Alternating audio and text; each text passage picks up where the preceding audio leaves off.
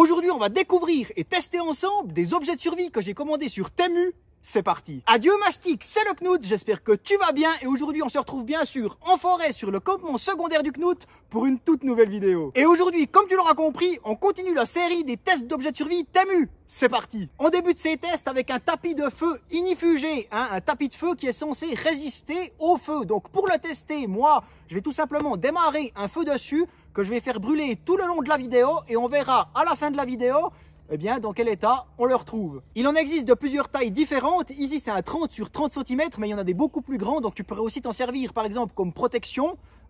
Et sinon, eh bien, comme tu as pu le constater, il y a des boucles dans chaque coin. Eh bien, c'est tout simplement pour se faire une table à feu, pour faire un feu hors sol. Donc maintenant, c'est parti, on va lancer le feu là-dessus. Et pour ce faire, eh bien, on va tester un nouvel objet. C'est parti. Et maintenant, pour nous aider à démarrer ce feu, on va utiliser ceci. Alors, c'est pas des petites saucisses à grignoter, tu vois.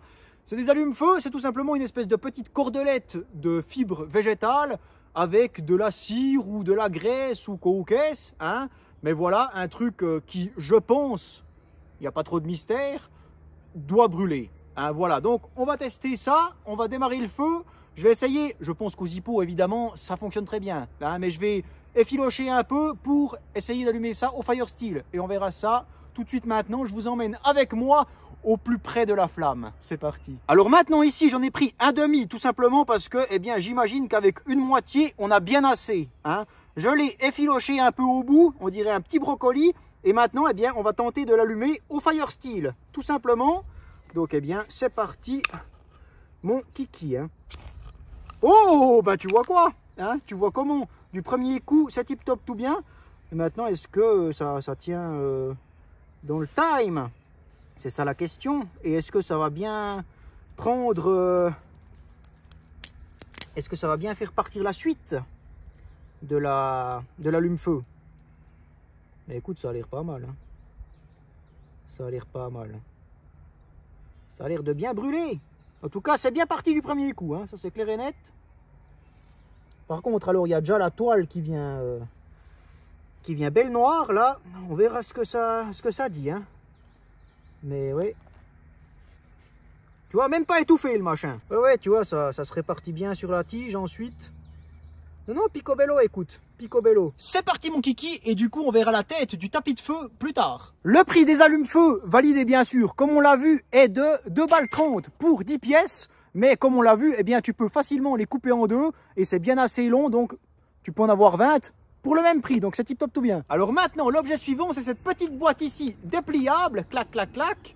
Et c'est tout simplement un espèce de petit réchaud. Ça vient avec une petite grille, tac, tac, tip top tout bien, impeccable. Ici, tu viens y mettre une de ces petites tablettes blanches d'allume-feu, là, tu vois comment.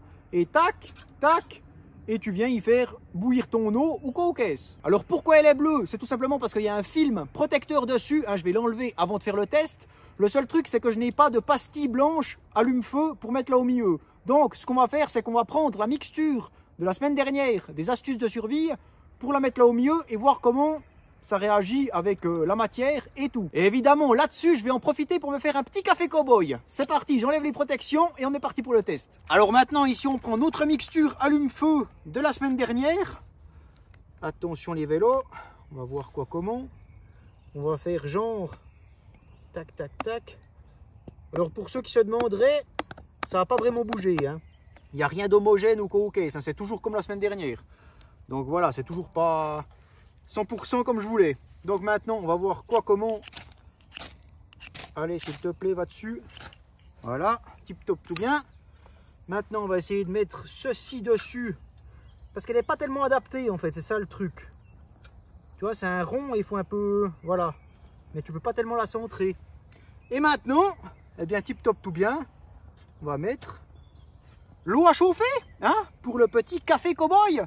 Et voilà, magnifique, impeccable. Et puis ben, je fais mon café et ensuite on regarde l'état du réchaud, tout simplement. Donc maintenant, on passe à l'objet suivant. Bon, eh bien ma foi, changement de programme, mon petit café cow-boy, je pourrais me le foutre au cul, tu vois, le bocal a pété. Alors je ne sais pas pourquoi.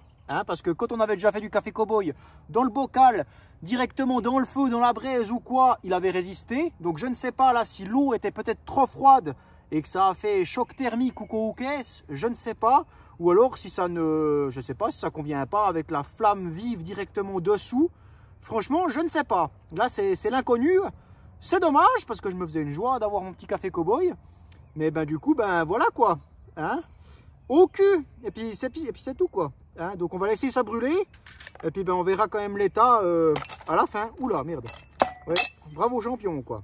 Je ramasserai, hein, vous inquiétez pas, il n'y aura rien en forêt. Hein. Mais voilà, un peu déçu et un peu choqué quoi. Je m'y attendais pas. Mais ma foi c'est comme ça. C'est les aléas du direct, hein, j'ai envie de dire. Et puis c'est tout. Alors maintenant, tu vois le pâté que ça nous a laissé, hein, cette espèce d'allume-feu là. Alors évidemment, normalement, c'est avec une de ces tablettes, comme je l'ai dit au début. Là, c'était vraiment avec cette mixture-là qu'on a fait la semaine dernière. C'est vraiment en mode allume-feu de survie, DIY et tout. Hein. C'est vraiment un truc, voilà. C'est normalement avec de l'essence et du savon. Et ça te fait une espèce de dentifrice ultra inflammable, ultra cool pour, voilà, en situation de survie. Ce n'est pas le truc approprié pour ici. Hein, parce que comme tu le vois, ça laisse un énorme pâté et c'est pas forcément très ouf. Hein. Mais évidemment, tout ce qui gicle et tout, je ramasse. Il n'y a rien qui reste en forêt après mon passage. Et comme on peut le constater, eh bien, c'est tout à fait clean dessous. Hein. Donc c'est top, c'est top. Ça résiste très bien. On peut voir aussi dessous. Hein. Ça résiste très très bien à la chaleur et tout. Donc écoute, ben, c'est validé. Et en plus, cette petite boîte, tu la plies et tout. Alors ben, forcément, c'est pas étanche. Hein. Mais tu peux ranger quelques trucs, quoi. Tu peux du coup mettre les tablettes, tu peux mettre, je sais pas, des allumettes, un briquet ou quoi ou qu'est-ce, hein, tout ce que tu veux. Mais du coup, voilà, ça te fait quand même une petite boîte. Donc je trouve ça sympa. Je trouve ça sympa. Et la petite grille, bah, très cool aussi, parce que tu vois, elle prend pas tellement de place. Ça passe, hein, quand tu arrives à aminguer le truc, ça passe dedans, c'est tip top. Et non, franchement, c'est top, c'est top. C'est validé. Pour le prix du réchaud, le prix est de 4 balles. Alors écoute, je pense pas que c'est pas cher, mais je trouve que c'est un prix correct. Le réchaud est validé, c'est correct. Si ça t'intéresse, dans la description, tu trouveras le lien de ma boutique. Sur ma boutique, tu trouveras plein d'objets de survie en paracorde, faits par mes petites mains.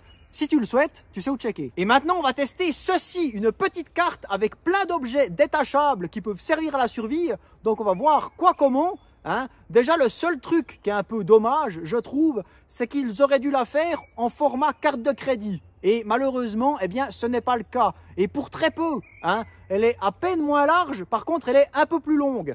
Donc, c'est dommage, parce que ça, si tu pouvais l'avoir dans ton porte-monnaie, c'était Picobello, c'était impeccable, tu vois. Sauf que là, ben, c'est pas le cas. Donc, c'est déjà un mauvais point pour elle. Alors maintenant, je vais décortiquer un petit peu la chose. Hein. Personnellement, je vais le faire avec une pince. J'imagine que tu peux couper, casser les petites attaches, eh bien, en tordant, en pliant un peu, mais ça va laisser des bavures. Donc, personnellement, moi, je vais le faire avec une pince. Et ensuite, eh bien, on testera quelques-uns de ces petits ustensiles. C'est parti. Alors maintenant, j'ai décortiqué quelques petites choses. Et ici, maintenant, on a une scie. Évidemment, on va la tester après. Ici, nous avons ce qui pourrait ressembler à un couteau. Bien évidemment, il n'y a rien de tranchant, hein, sans surprise. Donc, il faudrait l'affûter ou quoi ou qu'est-ce. Mais en tout cas, comme ça, ça ne sert à rien. Dans la lame de notre couteau se cachait cette petite pointe de flèche. Hein, et autant étonnant que cela puisse paraître, eh bien, comparé au reste, elle est assez résistante. Hein. Bien qu'elle se voile légèrement, mais franchement, ça peut passer. Et je pense que tu peux quand même l'utiliser 2-3 fois avant qu'elle soit totalement HS. Donc, potentiellement, celle-là, elle pourrait être validée. Notamment, par exemple, pour se faire un petit harpon pour la pêche ou quoi. Bien que tu as sûrement meilleur temps de prendre ton bout de bois, de le fondre en 4, de faire des pointes pour te faire un harpon. Mais, voilà. Au pire des cas, je pense que ça peut le faire. Alors après, pour les hameçons, honnêtement, je ne sais pas ce que ça pourrait valoir. Hein. Mais je pense que c'est un peu le même acabit que faire un hameçon avec la goupille d'une canette. Tu vois comment? C'est vraiment survie. Hein. C'est toujours mieux qu'un trombone, on va dire. Mais ouais, je sais pas. Franchement, je sais pas. Tu vois, parce que là, par exemple, je sais pas si je fais genre un peu, si je mets du poids au bout. Eh, ça va, il a pas l'air de trop... Non, il n'a pas l'air de trop s'espacer, tu vois. Donc franchement, ça peut aller encore. Mais après, c'est clair que ça ne vaut pas un hameçon de pêche, quoi. On est bien d'accord là-dessus. Alors maintenant, les petites aiguilles. Hein, alors dans le kit, il y en a plein de modèles différents. Et je pense qu'honnêtement, eh bien, les aiguilles, c'est vraiment les choses du kit les plus fiables. Et les choses qui peuvent être le moins pourries, en fait, tout simplement. Hein, bien qu'elles soient assez malléables. Ouais, tu vois, enfin, j'essaye quand même de trouver un minimum de positif dans ce kit. Bien que ce soit totalement gadget et que ça ne serve à vraiment pas grand chose. Hein. Mais maintenant, pour rigoler, on va juste tester la scie. Alors, petit bout de bois, petite scie, et on va voir quoi comment. Hein. Alors, faudrait sûrement la... Oh! C'est une blague? Bon, c'est pas pratique après. Hein. Faudrait sûrement la monter un peu avec un bout de bois ou quoi ou qu'est-ce, tu vois. Mais genre, c'est... Eh, ça coupe, hein, mine de rien, tu vois. Mais bon, après, voilà, ça reste gadget. Hein. Ça reste totalement gadget. Étonnamment, les dents sont encore pointues. Mais ce n'est vraiment pas maniable. Hein. C'est vraiment pas ouf à manier, quoi. C'est vraiment pas ergonomique. Mais en soi, je pense que pour la monter, tu vois, il y a quand même des trous et tout. Donc, si tu la montes sur quelque chose...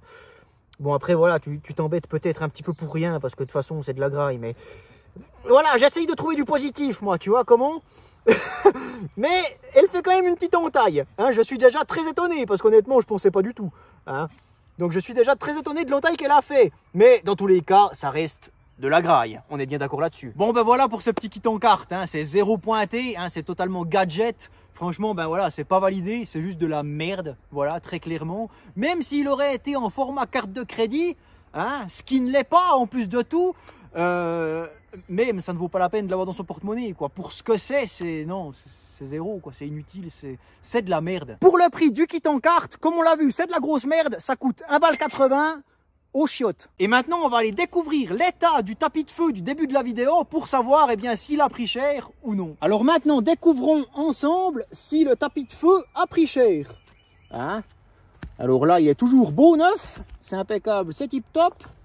Et maintenant, attention les vélos. Alors bien évidemment, après, j'aspergerai le tout, hein, j'arroserai le tout. Alors bon, déjà, oula, dessous, ça a quand même laissé une belle marque, hein. Alors là aussi, dessous, on voit bien que... Voilà. Et dessus, ok. Bon, écoute, il n'y a pas le trou. Il n'y a pas le trou et ça n'a pas brûlé. Hein? Donc en soi, c'est validé. Il fait quand même son job. Parce que franchement, il a eu un beau feu dessus, là, hein, quand même. Mais, ok. Ben écoute, c'est validé. C'est fortement validé. Mais du coup, je pensais que ça allait plus protéger que ça dessous aussi, tu vois. Mais, ben, du coup, pour pas avoir de marque au sol, il faut faire la table à feu, quoi. Tout simplement. Mais en tout cas, ben, c'est validé parce qu'il n'a pas brûlé. Moi, je pensais qu'il y aurait le trou, quoi, ok, tu vois. Je pensais pas que ça allait résister. Ben, franchement, validé. Alors, pour le prix du tapis de feu, le tapis de feu mastic, il coûte 3,50 €. Hein, comme on l'a vu, c'est tip top tout bien, c'est validé, c'est impeccable. Ça résiste au feu. Par contre, il faut pas l'utiliser comme moi je l'ai fait. Hein, faut pas faire un feu directement dessus, au sol. Hein. C'est logique, c'est chaud, ça va laisser une marque, c'est normal. Hein. Après, je pensais quand même que ça allait laisser une moins grosse marque que ça. Mais voilà, c'était un test. On découvre aussi. Hein, après, voilà, le sol, là, c'est de l'humus. Ça a juste grillé la première couche. L'impact est minime. Hein. Mais franchement, voilà, ça ne s'utilise pas comme ça. Après, voilà, comme surface, comme je l'ai dit au début, comme surface sèche pour démarrer ton amadou et ensuite transvaser le truc dans le foyer, c'est impeccable. Et comme table à feu. Hein, donc, feu hors sol. Tip top tout bien, impeccable. Mais voilà, c'est validé. Mais ne le faites pas comme moi du coup. Et puis c'est tout. Et bien voilà Mastic pour ces tests d'objets de survie Temu. J'espère que la vidéo t'aura plu. N'hésite pas à me le faire savoir dans les commentaires. Oublie pas le petit pouce bleu qui me soutient beaucoup. Oublie pas de commenter et de t'abonner. C'est ça qui me soutient le plus. Et en plus c'est gratuit. Donc abonnez-vous. Ça me soutient beaucoup. Et ça ne vous coûte rien. Moi en tout cas Mastic, je te remercie infiniment. Je te souhaite une toute belle fin de soirée. Je te dis à la prochaine. Merci Kiki Zoubi la mouche et bye bye. Braguette ouverte. Et élastique de jambe bien sûr.